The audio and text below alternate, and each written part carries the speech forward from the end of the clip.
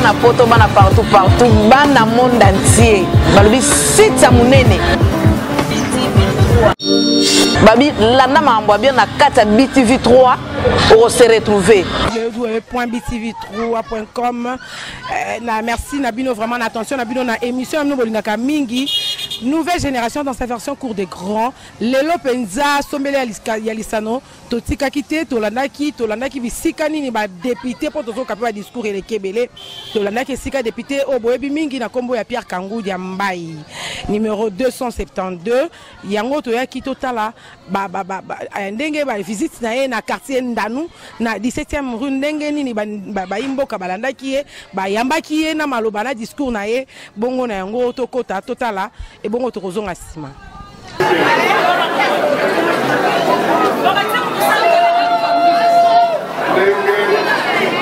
mama otai kolobawa eleki basanza soki boli na zoki lisusu wana ndalu te eza ya solo nazomi na ndalu te ezali ndenge nabosani nabokisa mpe kobosana te totambolaka na bino lelo ya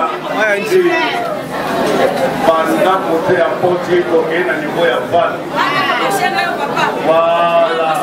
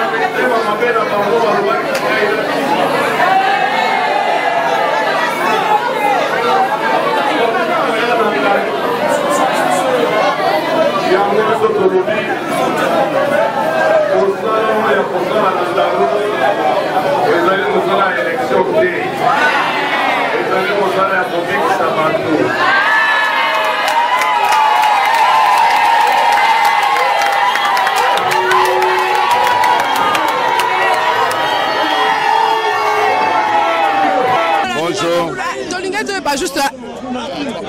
arrivé dans Nandanu et ça pour la nuit. Nayawa Nandanu n'appelle balancer que pas nangai. bato ya ndano babengi ngai balobi yo ozalaki osala misala wana ndano sikoyo kampagne ye oboyi kozonga na ndano mpo oya kosola na biso eske likambo ezali balobi na ngai ke bakomi komona bato ebele bazokota na ndano melere bazalaki na mpasi bato wana bamonanaka te yango napesaki promese balobi na koleka na ndano avant campagne esila par tous les moyens na koluka temps mpo naleka na ndano nasola na bango yango nde naye kosala sikoyo nayebi te bokotala baimage bino boza bajournaliste nakanisa baimage oyebi ke bato esengo nakuti na ndano eencourage ngai ke il faut kokanisa mpasi ya population soki okanisi yango population kobosana te. Son Excellence, merci en tout cas na ndenge oye na na visite ya ndano. Et deuxièmement toyoki na discours no lobi ata lelo oza élu te okosunga ndano na bafomi. Mais kosalisa bato eza likambo ya kozala na mbongo ata moki oza nango okosalisa mo biso tobanda kosala yango nazalaka mpe candidat te ça fait depuis naza fonctionnaire kosalisa bato eza nango normal epa na ngai so nayoki ke moto ana mpasi je suis capable ya kokende koluka même kodefa kosalisa ye parce que la vie humaine est unique. Il faut vous battre pour préserver la vie. Ce que vous avez bundana makanisi wana okomona ke biloko nyonso za nango ezali mpona kosala ke moto atombwama abika akende liboso. Izo basuka na pepe na balandio bazolanda. Bayeba kolanda biso na maye na uchi koyebisa na question otuni ngai elingi koloba ke mosala oyo tozali kosala ezali mosala mpo bato babika yaye mosala te mpo bato bakufa yango nauti kosenga mpe na population na ndano ke bakosa bino te violence ezali mabe po soki moto akufi esili me mosantina mosala tozali kosala ya lini nde soki moto akufi mboka oyo tokomi boyo a cause ya violence bino bana mike boyebi te me biso bamikolo toyebi que quartier ya Kingabwa ezaki le plus grand quartier industriel ya Zaïre ya RDC mais lelo industrie nini ezalaka chantier nini ezalaka atelier nini ezalaka est-ce que bapaya bato bayaka kobomango biso moko c'était un jour un lundi il y a septembre 91 soki ezaka liboma nini soki likambo nini bato bakota baboma biloko nyonso baboma bisika misala elelo tokomi kolelaka bana baza bachômeur misala eza te alors que biso moko bato tobomaka yango alors que tosi tobomi ndenge wana na 91 na 93 baye kobandela lisusu na janvier lisusu oyo etikalaki mwa moke babia wana kote wana etikali baye babomi lisusu koleka. Kingabwa c'était le centre industriel de la RDC. Umo ya Kinshasa ezaki na Kingabwa. Ba province ebele kolokola Congo central ensemble ya Bandundu même partie de l'Équateur bazaki kobika pona production industrielle économique ya Kingabwa. Lelo tala tozali wapi à cause de la violence, à cause du manque d'intelligence. Tomi bomi biso moko lelo tokomi kolela bazosalisa biso te bazosala bomelere tobomaki nani atindaki biso tosala yango nakosenga na bato na lobi tobandela lisusu makambo wana ya buzoba te tozongela makambo ya violence inutile te élection ekoleka me mboko ifo etikala élection ekoleka me bakongole ifo batikala pe soki bokosala élection ke bato bakufa boza kobunda boza koatize haine na mitema ya bato wana eza lisusu makambo ya élection te wana bokoluka lisusu bolamu ya Congo te mboko emoni pasi à cause ya mauvaise foi ya bato koboya koyokana sur l'essentiel, sur le plus important, ce qui concerne le pays. Voilà pourquoi en âme et conscience j'ai pris la responsabilité à Kolobela Likamboyo. Nous avons fait le choix du développement. Nous avons fait le choix du développement. Mais nous au sein du FCC on a fait le choix du développement et j'ai pris l'engagement solennel que jamais je ferai la promotion de la violence. La violence ici qui est comme Ishibiso. Violence n'est sali que bamboka misusu bango bafandi bien bazoya kokote pa na biso po biso moko tozalaki odire toza na mayele tozoyeba te oyebi te ke bino bato baa na barichesse boye bobunda entre bino me mboka ngo ekozika puisque bato tu bazozelaka ke kuna yebeba biso nyonso tukota tokende koyiba. Voilà pourquoi nous avons beaucoup de problèmes. Merci son excellence.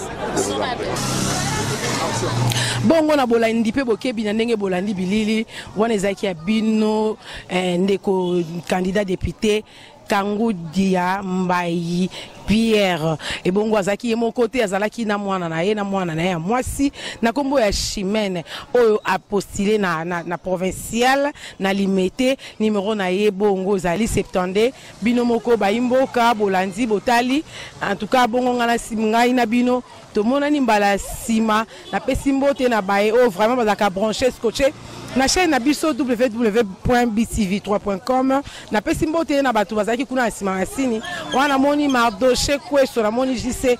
Masamba. Merci bongo ngana bino tokutani sima ngai wa bino igete mbango kitoka la kamikaze de la presse congolaise. Merci, à la prochaine. Bana poto bana partout bana monde entier balobi sita munene babi landa mambo bien na kata BTV3